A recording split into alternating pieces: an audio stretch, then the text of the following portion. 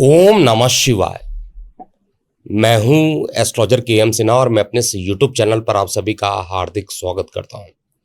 देखिए, आज के वीडियो में स्पष्टता हम लोग बात करने वाले हैं कर्क लग्न या कर्क राशि वाले जातकों के लिए जो गोचर में पिशाच योग बनने वाला है वो कितना खतरनाक हो सकता है। क्योंकि राहु और शनि जब भी साथ में हो जाते हैं तो पूरे विश्व में तहलका मचता है।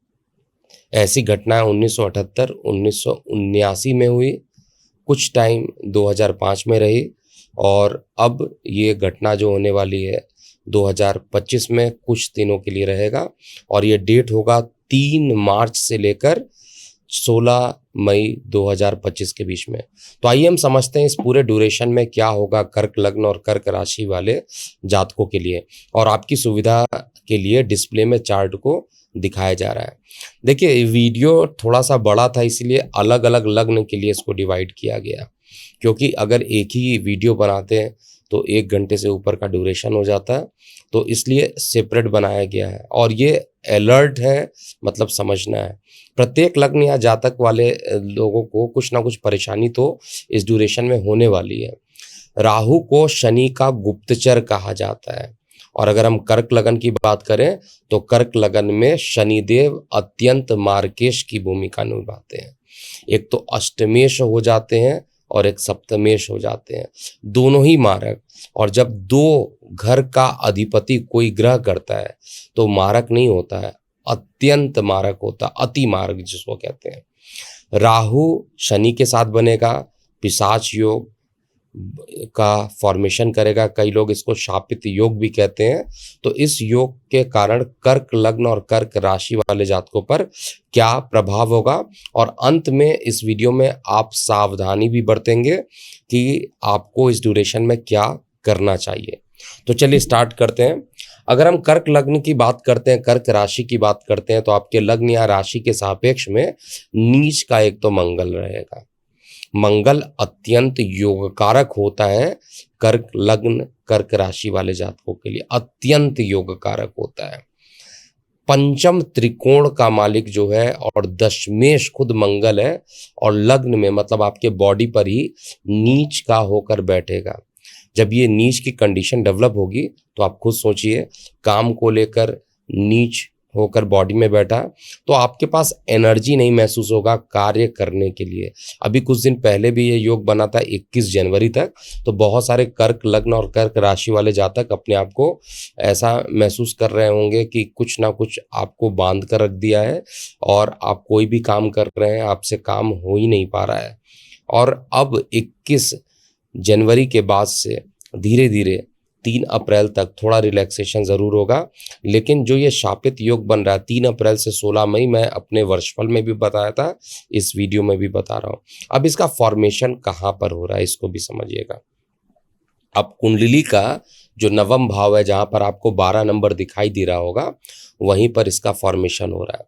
अब ये नवम भाव क्या होता है तो आपको पता होगा। कुंडली का नवम भाव छोटी यात्राओं को बताता है, कुंडली का नवम भाव आपके पितृ भाव को बताता है, कुंडली का नवम भाव आपके रिलीजियस होने का, धार्मिक होने का, धर्म से जुड़ाव करने का भाव होता है, भाग्य का भाव होता है। और शनि राहु जब इसमें जाकर बैठ जाएंगे तो ऐसे कंडीशन में कुछ पॉइंट्स आपको नोट करना चाहिए। पहला पॉइंट, भाग्य, आप कितनी भी कोशिश कीजिए भाग्य का साथ आपको बहुत ज़्यादा मिल नहीं पाएगा इस ड्यूरेशन में, क्योंकि भाग्य में ही शनि राहु जाकर बैठ जाएंगे।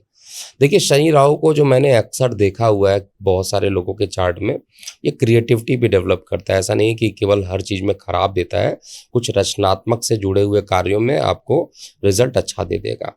आपका जो कॉन्फिडेंस है वो शायद ओवर कॉन्फिडेंस में डेवलप होगा, क्योंकि शनि राहु राहु बैठने से भ्रमित की स्थिति यानी भ्रम की कंडीशन जो रहेगी वो बनेगी। लेकिन गोचर का जो केतु है वो आपके उपचय भाव में बैठा आपको अत्यंत पावरफुल बना सकता है। लेकिन भाग्य के भरोसे कोई भी काम इस ड्यूरेशन में करेंगे तो बिल्कुल नहीं होने वाला है, ये स्पष्ट रूप से नोट कर लीजिए।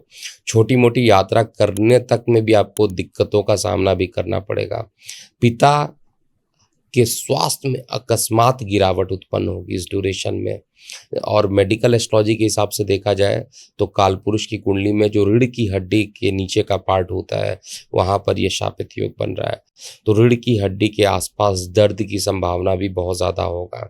एक तो आपका पंचमेश दशमेश खुद लग्न में नीच का होगा, चंद्रमा थोड़े टाइम तक उनका नीच भंग करते रहेंगे, लेकिन फिर भी जो मंगल रहेगा मैक्सिमम टाइम तक नीच का रहेगा, तो आपका जो माइंड रहेगा कार्य को करने में उतना ज़्यादा लगेगा नहीं। दूसरा, भाग्य के भरोसे भी नहीं काम कर पाइएगा और कर्म करने की इच्छा ही नहीं होगी। ये मैं स्पष्ट रूप से बता रहा हूँ। जिनको देखना होगा इसका प्रभाव, आप ज़रूर इस पूरे वीडियो का जब एक्सिक्यूशन पॉइंट होगा, अर्थात 3 अप्रैल से लेकर 16 मई के बीच में जब ये घटना होगी, उसमें ज़रूर आप इसको ऑब्जर्व करते हुए देखिएगा। इसमें प्रभावित कौन से लोग होंगे? इनमें ज़्यादातर प्रभावित होंगे जिनकी चंद्रमा की दशा चल रही है, जिनकी मंगल की दशा चल रही है या राहु की दशा चल रही है। ऐसे लोगों पर इसका नकारात्मक प्रभाव बहुत जल्दी देखने को मिलेगा। पॉजिटिव वे में आपको ऊर्जावान भी महसूस करेगा। जो ये बाधा उत्पन्न होगा उसको शनि राहु की युति जो रहेगी आपको काफ़ी मेहनत कराने के बाद रिजल्ट भी देगी। और केतु का उपचय भाव पराक्रम भाव में बैठना, भले ही वो अग्नि तत्व हो, लेकिन आपका नेम फेम केतु वहाँ पर आकर बैठकर नेम फेम को बढ़ाने की पूरी कोशिश करेगा। तो इस ड्यूरेशन में जो मैं देख पा रहा हूँ, केतु की जो उपस्थिति बनती है वो ओवरऑल बहुत ज़्यादा अच्छे कंडीशन में नहीं रहेगी, क्योंकि केतु 16 मई को आपके धन भाव में जाएंगे, उससे पहले ही आपके पराक्रम में ही रहेंगे, यानी पृथ्वी तत्व में रहेंगे। और जब पृथ्वी तत्व में रहेंगे तो इनका जो प्रभाव रहेगा वो आप पर कैसा रहेगा वो आने वाले समय में आपको पता चलेगा। लेकिन कुछ रेमेडीज़ जो आपको करना है वो आप कर सकते हैं। सबसे पहला जो रेमेडी होता है वो आपके लिए मंगल देव अर्थात हनुमान जी की पूजा खूब करनी चाहिए। कोशिश हो तो प्रत्येक मंगलवार को जाइए, हनुमान जी को चोला अगर चढ़ा देते हैं तो आपके लिए बहुत अच्छा रहेगा। दूसरी चीज़ जो मैं देख पा रहा हूँ, मीन यानी बृहस्पति की राशि में ये दूषित हो रहे हैं, तो देवगुरु बृहस्पति को आपको प्रसन्न करना होगा। आप चाहिए तो विष्णु जी का जो द्वादशाक्षर मंत्र होता है, आप ओम नमो भगवते वासुदेवाय नामक जो द्वादशाक्षर मंत्र, इसका आप जाप कर सकते हैं। आप चाहिए तो अगर विद्यार्थी वर्ग हैं और आपको पढ़ाई में बहुत ज़्यादा परेशानी हो रही है तो स्टेशनरी से संबंधित कुछ वस्तुएं इस ड्यूरेशन में अगर आप गरीबों को या ऐसे लोग जिनको ज़रूरत है पढ़ाई लिखाई करने का, वो पढ़ाई लिखाई किसी कारणवश नहीं कर पा रहे हैं, उनके लिए ज़रूर आपको ये कर लेना चाहिए। तो ओवरऑल जो कंडीशन बनी है गोचर में बहुत अच्छी नहीं है कर्क लगन के लिए। एक बार 16 मई जब निकल जाएगा और केतु आपके 2nd हाउस में चले जाएंगे, राहु आपके 8th हाउस में जाएंगे, तो 8th हाउस का राहु आपको बहुत अच्छा रिजल्ट देगा, जबकि केतु अभी भी आपको परिवार से अलगाव की स्थिति में रख सकता है। तो अगर आप ट्रैवलिंग करते हैं तो बहुत सोच समझ कर इस ड्यूरेशन में करना चाहिए। और इसके अलावा भी आपके कोई प्रश्न है तो आप कमेंट सेक्शन में ज़रूर पूछिएगा। तो अभी के लिए इतना ही। मैं हूँ एस्ट्रोलॉजर KM सिन्हा। ओम नमः शिवाय।